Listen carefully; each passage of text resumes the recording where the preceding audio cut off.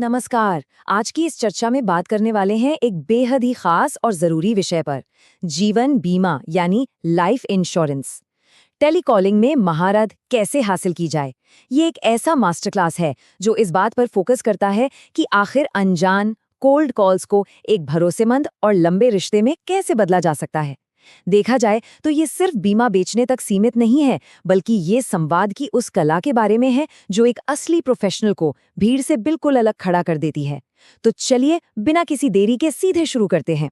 सबसे पहले इस विचार पर गौर करते हैं। ग्राहक भावनात्मक रूप से खरीदारी करते हैं और तार्किक रूप से उसे सही ठहराते हैं। ये एक ऐसी लाइन है जो इस पूरे पेशे का आधार है। टॉप परफॉर्मर्स इस साइकोलॉजी को बहुत बखूबी समझते हैं। उन्हें पता होता है कि लाइफ इंश्योरेंस सिर्फ एक प्रोडक्ट नहीं है जिसे किसी पर थोपा जाए।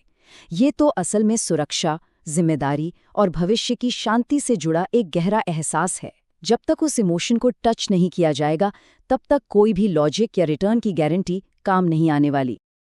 अक्सर टेलीकॉलर शब्द सुनते ही दिमाग में एक स्पैम कॉलर की इमेज बन जाती है जो बस किसी तरह अपना टारगेट पूरा करना चाहता है। लेकिन सच्ची पेशेवर टेलीकॉलिंग का मतलब सिर्फ तुरंत सेल्स निकालना नहीं होता। इसका असली मकसद फोन पर एक ऐसा कनेक्शन बनाना है जिससे जागरूकता आए, भरोसा बने और आगे चलकर सही फैसला लेने में मदद मिल सके। एक सफल टेलीकॉलर दरअसल एक सलाहकार की भूमिका निभाता है जो परिवारों की आर्थिक सुरक्षा को सुनिश्चित करता है। इस पूरे प्रोसेस को स्टेप बाय स्टेप समझने के लिए आज की चर्चा इन मुख्य बिंदुओं पर आधारित होगी। पहला, एक पेशेवर टेलीकॉलर की मानसिकता। दूसरा, पहली छाप यानी फर्स्ट इंप्रेशन बेहतर बनाना। तीसरा, ध्यान से सुनने की कला। चौथा, आपत्तियों को शांति से संभालना। और आखिरी, इस लंबी रेस को जीतना। तो आइए सबसे पहले शुरुआत करते हैं एक पेशेवर टेलीकॉलर की मानसिकता से। फोन उठाने से पहले की मानसिक तैयारी ही सफलता की सबसे बड़ी कुंजी होती है। दिमाग शांत और फोकस बिल्कुल क्लियर होना चाहिए।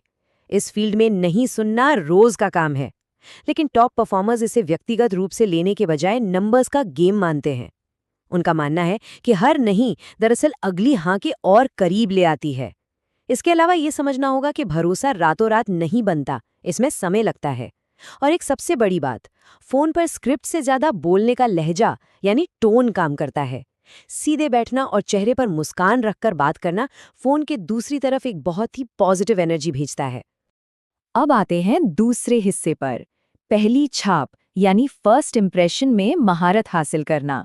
कॉल की शुरुआती 10 सेकंड ही ये तय कर देते हैं कि आगे बात होगी या कॉल कट जाएगी। एक आम कॉलर और एक प्रोफेशनल के बीच का फर्क यहीं दिख जाता है। एक तरफ जहां सर पॉलिसी ले लो या बेस्ट प्लान अवेलेबल जैसी आक्रामक और रटी रटाई बातें तुरंत सामने वाले को परेशान कर देती हैं, वहीं दूसरी तरफ एक शांत और पेशेवर शुरुआत होती है।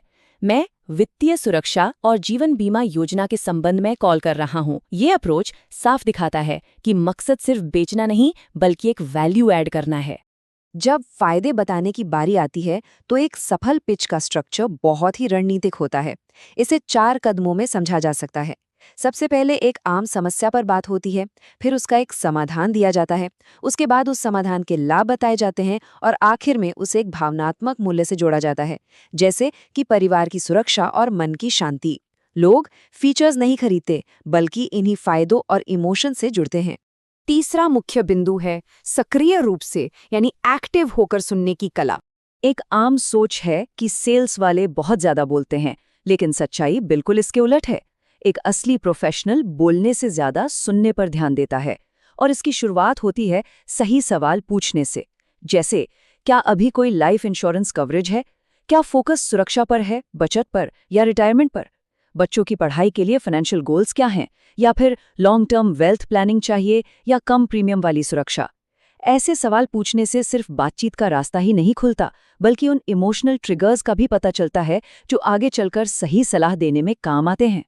इस प्रक्रिया में अक्सर एक बड़ी गलती देखने को मिलती है। लोग इंश्योरेंस के भारी भरकम और जटिल तकनीकी शब्दों का इस्तेमाल करने लगते हैं। इससे सामने वाला इंसान बस उलझ कर रह जाता है।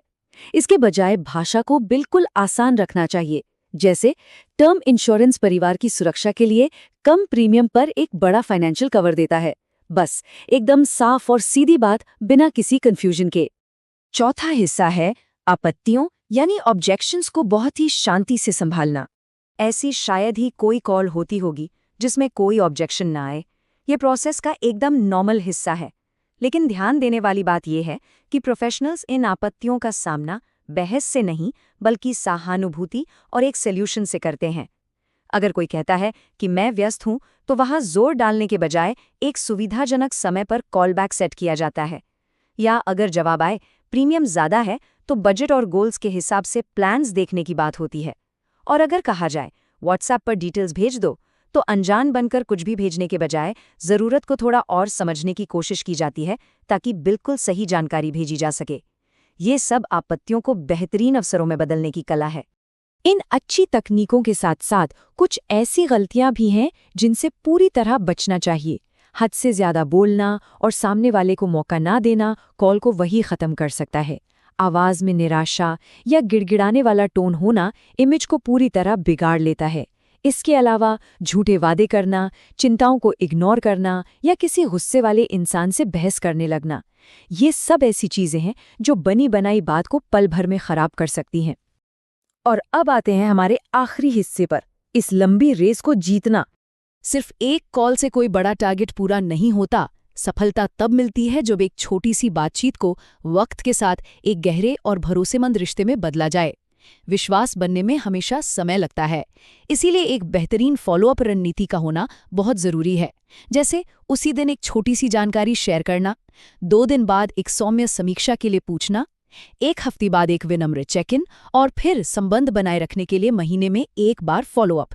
ये तरीका साबित करता है कि फॉलोअप का मतलब स्पैम करना नहीं है, बल्कि लगातार एक वैल्यू जोड़ते रहना है।